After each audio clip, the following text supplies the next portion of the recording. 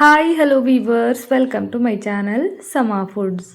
ಇವತ್ತಿನ ವಿಡಿಯೋದಲ್ಲಿ mix veg ಆಲೂ ಪರಾಟನ ಹೇಗೆ ಮಾಡೋದು ಅನ್ನೋದನ್ನು ಶೇರ್ ಮಾಡ್ತಾ ಇದ್ದೀನಿ. ಮಾಡೋದು ತುಂಬಾ ಸುಲಭ, ಮಕ್ಕಳಿಗಂತೂ ಸಿಕ್ಕಾಪಟ್ಟೆ ಇಷ್ಟ ಆಗುತ್ತೆ. ಪರ್ಫೆಕ್ಟ್ ಆ್ಯಂಡ್ ಸಾಫ್ಟಾಗಿ ಉಬ್ಬಿ ಬರೋ ಥರ ಮಿಕ್ಸ್ ವೆಜ್ ಆಲೂ ಪರೋಟನ ಹೇಗೆ ಮಾಡೋದು ಅಂತ ನೋಡೋಣ. ಇದನ್ನು ಮಾಡೋದಕ್ಕೆ ಮೊದಲಿಗೆ ಒಂದು ಕುಕ್ಕರ್ನ ಇಟ್ಕೊಂಡಿದ್ದೀನಿ. ಇದಕ್ಕೆ 3 ಆಲೂಗಡ್ಡೆನ ಸಿಪ್ಪೆ ತೆಗೆದು ಕಟ್ ಮಾಡಿ ಸೇರಿಸ್ತಾ ಇದ್ದೀನಿ. ಜೊತೆಗೆ 100 ಗ್ರಾಮ್ ಆಗುವಷ್ಟು ಕಾಲಿಫ್ಲವರ್ನ ಬಿಸಿ ನೀರಲ್ಲಿ 10 ನಿಮಿಷ ನೆನೆಸಿಟ್ಟು ತಗೊಳ್ತಾ ಇದ್ದೀನಿ. ಅದರಲ್ಲಿ ಸಣ್ಣ ಸಣ್ಣ ಹುಳ ಇರುತ್ತೆ, ಹಾಗಾಗಿ ಚೆನ್ನಾಗಿ ಅದನ್ನು ಬಿಸಿನೀರಲ್ಲಿ ವಾಶ್ ಮಾಡಿ ತಗೊಳ್ಬೇಕು. ಇದಾದ ನಂತರ 1 ಕಪ್ ಹಸಿ ಬಟಾಣಿ, 1 ಗ್ಲಾಸ್ ಆಗುವಷ್ಟು ನೀರನ್ನು ಸೇರಿಸಿ ಕುಕ್ಕರ್ನ ಕ್ಲೋಸ್ ಮಾಡಿ 2 ವಿಷಲ್ ತಗೊಳ್ತೀನಿ. ಇದೆಲ್ಲ ಸಾಫ್ಟಾಗಿ ಬೇಯಬೇಕು. ಅಷ್ಟರಲ್ಲಿ ಪರೋಟಾಗೆ ಬೇಕಾಗಿರೋ ಹಿಟ್ಟನ್ನು ಕಲಿಸ್ಕೊಳ್ಳೋಣ. ಒಂದು ಮಿಕ್ಸಿಂಗ್ ಬೌಲ್ಗೆ 1.5 ಕಪ್ ಆಗುವಷ್ಟು ಗೋಧಿ ಹಿಟ್ಟನ್ನು ಸೇರಿಸ್ತಾ ಇದ್ದೀನಿ. ಜೊತೆಗೆ 1 ಪಿಂಚ್ ಆಗುವಷ್ಟು ಉಪ್ಪು, 2 ಚಮಚ ಅಡುಗೆ ಎಣ್ಣೆನ ಸೇರಿಸಿ ಚೆನ್ನಾಗಿ ಇದನ್ನು ಡ್ರೈ ಮಿಕ್ಸ್ ಮಾಡ್ಕೊಳ್ಬೇಕು. ಎಣ್ಣೆ ಹಾಕಿ ಹಿಟ್ಟನ್ನು ಕಲಿಸೋದ್ರಿಂದ ಪರೋಟ ಸ್ವಲ್ಪನೂ ಹರಿದೋಗೋದಿಲ್ಲ, ಚೆನ್ನಾಗಿ ಬರುತ್ತೆ. ಈಗ ಡ್ರೈ ಮಿಕ್ಸ್ ಮಾಡ್ಕೊಂಡಿದ್ದಾಯಿತು. ಸ್ವಲ್ಪನೇ ನೀರನ್ನು ಹಾಕ್ಕೊಂಡು ಸಾಫ್ಟಾಗಿ ಹಿಟ್ಟನ್ನು ಕಲಿಸ್ಕೊಳ್ಬೇಕು. ಹಾಗಂತ ತುಂಬ ಸಾಫ್ಟಾಗಿ ಕಲಿಸ್ಕೊಂಡ್ರೆ ಅಂಟ್ಕೊಂಡ್ಬಿಡುತ್ತೆ, ಚೆನ್ನಾಗಿ ಬರೋದಿಲ್ಲ.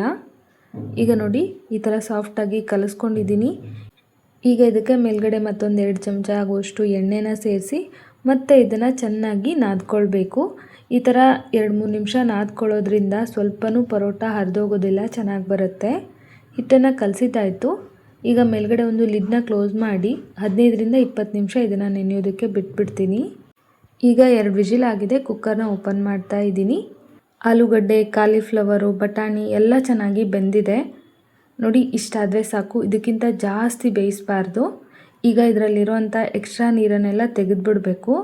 ನಿಮಗೆ ತುಂಬ ಟೈಮ್ ಇದ್ದರೆ ಈ ಥರ ತರಕಾರಿನ ಮುಂಚೆನೇ ಬೇಯಿಸ್ಕೊಂಡು ಈ ಬೇಯಿಸಿರೋಂಥ ನೀರಲ್ಲೇ ಗೋಧಿ ಹಿಟ್ಟನ್ನು ಕಲಿಸ್ಕೊಂಡು ಪರೋಟ ಮಾಡಿದ್ರೆ ಇನ್ನೂ ಚೆನ್ನಾಗಿರುತ್ತೆ. ಈಗ ಅದೆಲ್ಲನೂ ಚೆನ್ನಾಗಿ ಮ್ಯಾಶ್ ಮಾಡ್ಕೊಂಡಿದ್ದೀನಿ. ಈ ಥರ ಮ್ಯಾಶ್ ಮಾಡಿಕೊಂಡು ಇದನ್ನು ಸೈಡ್ಗೆ ಎತ್ತಿಟ್ಕೊಂಬಿಡೋಣ. ಸ್ವಲ್ಪನೂ ಸಣ್ಣ ಸಣ್ಣ ಗಂಟು ಇಲ್ಲದೆ ಇರೋ ಥರ ಮ್ಯಾಶ್ ಮಾಡ್ಕೊಂಡು ಇಟ್ಕೋಬೇಕು.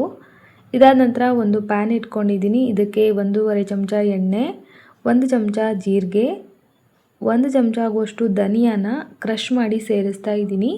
ಈ ಥರ ಧನಿಯಾನ ಕ್ರಷ್ ಮಾಡಿ ಸೇರಿಸೋದ್ರಿಂದ ರುಚಿ ತುಂಬ ಚೆನ್ನಾಗಿರುತ್ತೆ. 1 ಹಸಿರು ಮೆಣಸಿನ್ಕಾಯಿ, 1 ಇಂಚಷ್ಟು ಶುಂಠಿನ ಸಣ್ಣದಾಗಿ ತುರಿದು ಸೇರಿಸಿದ್ದೀನಿ. 1 ಕಡ್ಡಿ ಕರಿಬೇವನ್ನ ಸಣ್ಣದಾಗಿ ಕೈಯಲ್ಲೇ ಚಿವುಟಿ ಸೇರಿಸೋದ್ರಿಂದ ಪರಿಮಳ ತುಂಬ ಚೆನ್ನಾಗಿರುತ್ತೆ. ಬಟ್ ಇದು ಆಪ್ಷನಲ್ಲು, ಕರಿಬೇವನ್ನ ಹಾಕ್ಲೂಬಹುದು, ಬೇಡ ಅಂತ ಸ್ಕಿಪ್ ಕೂಡ ಮಾಡ್ಬೋದು. ಇದನ್ನು ಸ್ವಲ್ಪ ಎಣ್ಣೆಯಲ್ಲಿ ಫ್ರೈ ಮಾಡ್ಕೊಂಡಿದ್ದಾದ ನಂತರ 1/4 ಚಮಚ ಅರಿಶಿನದ ಪುಡಿ, 1/4 ಚಮಚ ಧನಿಯಾ ಪುಡಿ, 1 ಚಮಚ ಅಚ್ಕಾರದ ಪುಡಿ, ಅರ್ಧ ಚಮಚ ಡ್ರೈ ಮ್ಯಾಂಗೋ ಪೌಡರ್ನ ಸೇರಿಸಿ ಚೆನ್ನಾಗಿ ಇದನ್ನು ಬಾಡಿಸ್ಕೊಳ್ತಾ ಇದ್ದೀನಿ. ಈ ಒಗ್ಗರಣೆನ ತುಂಬ ಚೆನ್ನಾಗಿ ಫ್ರೈ ಮಾಡ್ಕೊಳ್ಬೇಕು. ಸ್ವಲ್ಪನೂ ಸೀದೋಗಕ್ಕೆ ಬಿಡಬಾರ್ದು, ಸೀದೋದ್ರೆ ಇಡೀ ಪರೋಟ ಟೇಸ್ಟೇ ಚೇಂಜ್ ಆಗಿಬಿಡುತ್ತೆ. ಈಗ ಇದಕ್ಕೆ ಮ್ಯಾಶ್ ಮಾಡಿಟ್ಕೊಂಡಿರೋ ಮಿಶ್ರಣ ಸೇರಿಸಿ ಚೆನ್ನಾಗಿ ಇದನ್ನು ಮಿಕ್ಸ್ ಮಾಡ್ಕೊಳ್ಬೇಕು. ನಾನು ಇದಕ್ಕೆ ಈರುಳ್ಳಿನೂ ಹಾಕಿಲ್ಲ, ಬೆಳ್ಳುಳ್ಳಿನೂ ಹಾಕಿಲ್ಲ. ನೀವು ಬೇಕಂದರೆ ಎರಡೂ ಕೂಡ ಹಾಕಿ ಮಾಡ್ಕೊಳ್ಬಹುದು. ಈಗ ನೋಡಿ, ಮಸಾಲೆ ಜೊತೆಗೆ ಚೆನ್ನಾಗಿ ಮಿಕ್ಸ್ ಮಾಡಿದ್ದಾಗಿದೆ.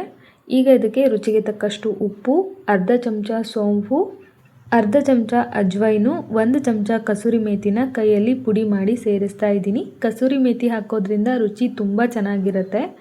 ಜೊತೆಗೆ ಧಾರಾಳವಾಗಿ ಕೊತ್ತಂಬರಿ ಸೊಪ್ಪನ್ನು ಕೂಡ ಸೇರಿಸಬೇಕು. ಈ ಪರೋಟಾಗೆ ತುಂಬ ಟೇಸ್ಟ್ ಕೊಡೋದು ಅಂದರೆ ಡ್ರೈ ಮ್ಯಾಂಗೋ ಪೌಡರು. ಅದು ಇಲ್ಲ ಅಂದರೆ ಚಾಟ್ ಮಸಾಲ ಉಪಯೋಗಿಸಿ, ಚಾಟ್ ಮಸಾಲ ಕೂಡ ಇಲ್ಲ ಅಂದರೆ ಕೊನೆಯಲ್ಲಿ ನಿಂಬೆ ರಸನ ಆ್ಯಡ್ ಮಾಡಿ. ಈಗ ಇದೆಲ್ಲನೂ ಚೆನ್ನಾಗಿ ಮಿಕ್ಸ್ ಮಾಡಿಕೊಂಡು ಪ್ಯಾನ್ಗೆ ಹರಡಿ ತಣ್ಣಗಾಗೋದಕ್ಕೆ ಬಿಟ್ಬಿಡ್ತೀನಿ. ಸ್ಟಫಿಂಗ್ ರೆಡಿ ಆಯಿತು. ಇದಾದ ನಂತರ ಗೋಧಿ ಹಿಟ್ಟನ್ನು ಮಿಕ್ಸ್ ಮಾಡಿ ಅದನ್ನು ನೆನೆಯೋದಕ್ಕೆ ಬಿಟ್ಟಿದ್ದೆ ಅಲ್ವಾ, ಒಂದು 15ರಿಂದ 20 ನಿಮಿಷ ಚೆನ್ನಾಗಿದು ನೆನೆದಿದೆ. ಮತ್ತೊಂದು ಸಲ ಮಿಕ್ಸ್ ಮಾಡಿಕೊಂಡು ನಿಮಗೆ ಯಾವ ಸೈಜಲ್ಲಿ ಪರೋಟ ಬೇಕೋ ಆ ಸೈಜಲ್ಲಿ ಉರುಳಿನ ಮಾಡಿಕೊಂಡು ಗೋಧಿ ಹಿಟ್ಟನ್ನು ಹಚ್ಚಿ ಇದನ್ನು ಲಟ್ಟಿಸ್ಲೂಬಹುದು, ಅಥವಾ ಈ ಥರ ಕೈಯಲ್ಲಿ ಅಂಚಲ್ಲಿ ತೆಳುವಾಗಿರಬೇಕು, ಮಧ್ಯದಲ್ಲಿ ದಪ್ಪ ಇರಬೇಕು. ಆ ಥರ ನಾವು ಇದನ್ನು ಈ ಥರ ಕೈಯಲ್ಲೇ ಪ್ರೆಸ್ ಮಾಡಿಕೊಂಡು ಪೂರಿ ಥರ ಮಾಡ್ಕೊಳ್ಬೇಕು. ನೋಡ್ತಾ ಇರ್ಬೋದು, ಮಧ್ಯದಲ್ಲಿ ದಪ್ಪ ಇದೆ, ಸುತ್ತ ಅಂಚಲ್ಲಿ ತೆಳುವಾಗಿದೆ. ಈ ಥರ ಇದ್ದರೆ ಪರೋಟ ಚೆನ್ನಾಗಿ ಉಬ್ಬಿ ಬರುತ್ತೆ, ಪರ್ಫೆಕ್ಟಾಗಿ ಬರುತ್ತೆ. ಈಗ ಮಧ್ಯದಲ್ಲಿ ಸ್ಟಫಿಂಗ್ನ ಉಂಡೆ ಮಾಡಿ ಇಟ್ಟು ಸುತ್ತ ಇರೋಂಥ ತೆಳುವಾದ ಲೇಯರ್ನ ಸುತ್ತ ಕವರ್ ಮಾಡಿ ಪ್ರೆಸ್ ಮಾಡಿಕೊಂಡು ಮತ್ತೆ ಸ್ವಲ್ಪ ಗೋಧಿ ಹಿಟ್ಟನ್ನು ಡಸ್ಟ್ ಮಾಡಿ ತೆಳ್ಳಗೆ ಬೇಕು ಅಂದರೆ ತೆಳ್ಳಗೆ, ದಪ್ಪ ದಪ್ಪ ಇರಲಿ ಅಂದರೆ ದಪ್ಪನಾಗಿ ಕೂಡ ಪರೋಟಾನ ಮಾಡ್ಕೊಳ್ಬೋದು. ಈಗ ನೋಡಿ ಒಂದು ಪರೋಟ ರೆಡಿ ಆಯಿತು. ಈಗ ಇನ್ನೊಂದು ಬೇರೆ ಮೆಥಡಲ್ಲಿ ಸಿಂಪಲಾಗಿ ಹೇಗೆ ಮಾಡೋದು ನೋಡೋಣ. ಒಂದು ಕನಕದ ಉರುಳಿನ ತಗೊಂಡು ಈ ಥರ ಅಂಚಲ್ಲಿ ತೆಳುವಾಗಿ ಲಟ್ಟಿಸ್ಕೋಬೇಕು. ಇದು ಕೂಡ ಮಧ್ಯದಲ್ಲಿ ದಪ್ಪ ಆಗಿನೇ ಇರಬೇಕು. ಎಲ್ಲ ಸೇಮ್ ಆಗಿ ಒಂದೇ ಥರ ನಾವು ಲಟ್ಟಿಸ್ಕೊಂಡ್ಬಿಟ್ರೆ ಲಟ್ಸೋವಾಗ ಒಂದು ಕಡೆ ಕಿತ್ತೋಗ್ಬಿಡುತ್ತೆ. ಹಾಗಾಗಿ ಒಂದು ಸೈಡು ಮಧ್ಯದಲ್ಲಿ ದಪ್ಪ ಇರಬೇಕು, ಸುತ್ತ ಮಾತ್ರ ತೆಳುವಾಗಿರಬೇಕು. ಆ ಥರ ಲಟ್ಟಿಸ್ಕೊಂಡು ಇದನ್ನು ಕೂಡ ಸುತ್ತ ಕವರ್ ಮಾಡಿಕೊಂಡು ಸ್ವಲ್ಪ ಗೋಧಿ ಹಿಟ್ಟು ಹಚ್ಚಿ ನಮಗೆ ಹೆಂಗೆ ಬೇಕೋ ಹಾಗೆ ಲಟ್ಟಿಸ್ಕೊಳ್ಬೇಕು. ಪರೋಟ ಮಾಡೋದು ತುಂಬ ಸುಲಭ, ಸ್ವಲ್ಪ ಗಮನ ಕೊಡಬೇಕು ಅಷ್ಟೇ. ಇವಾಗ ನೋಡಿ ಇನ್ನೊಂದು ಥರ ಪರೋಟ ಕೂಡ ರೆಡಿ ಆಯಿತು. ಇದೆಲ್ಲನೂ ಬೇಯಿಸ್ಕೊಂಬಿಡೋಣ. ಬೇಯಿಸೋದಕ್ಕೆ ಮುಂಚೆನೇ ನಾನು ತವಾನ ಬಿಸಿ ಆಗೋದಕ್ಕೆ ಇಟ್ಟಿದ್ದೆ. ಬಿಸಿಯಾಗಿರೋ ತವಾದ ಮೇಲೆ ಪರೋಟನ ಹಾಕಿ ಒಂದು ಸಲ ತಿರುಗಿಸಿ ಹಾಕಿದ ನಂತರ ಎಣ್ಣೆನ ಹಾಕಿ ಅದನ್ನು ಚಮಚದಿಂದ ಈ ಥರ ಚೆನ್ನಾಗಿ ಸವರಿ ಬೇಯಿಸ್ಕೊಳ್ಬೇಕು.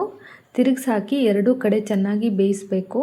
ಈ ಥರ ಲೈಟಾಗಿ ಮೇಲ್ಗಡೆ ಪ್ರೆಸ್ ಮಾಡಿದ್ರೆ ಪರೋಟ ಉಬ್ಬಿ ಬರುತ್ತೆ. ಎಲ್ಲ ಪರೋಟ ಕೂಡ ಇದೇ ಥರ ಪರ್ಫೆಕ್ಟಾಗಿ ಬರುತ್ತೆ. ಮಾಡಿ ನೋಡಿ, ಖಂಡಿತವಾಗ್ಲೂ ಇಷ್ಟ ಆಗುತ್ತೆ. ಈಗ ನೋಡಿ ಮಿಕ್ಸ್ ವೆಜ್ ಆಲೂ ಪರೋಟ ರೆಡಿ ಆಯಿತು. ಇದ್ರ ಜೊತೆಗೆ ಕೆಚಪ್ ಅಥವಾ ಟೊಮ್ಯಾಟೊ ಚಟ್ನಿ ಅಥವಾ ಮೊಸರು ಇಲ್ಲಾಂದರೆ ಬೆಣ್ಣೆ ಯಾವುದನ್ನು ಬೇಕಾದರೂ ಕಾಂಬಿನೇಷನ್ ಮಾಡ್ಕೊಂಡು ತಿನ್ಬೋದು. ಸೂಪರಾಗಿರುತ್ತೆ. ನೀವು ಕೂಡ ಟ್ರೈ ಮಾಡಿ.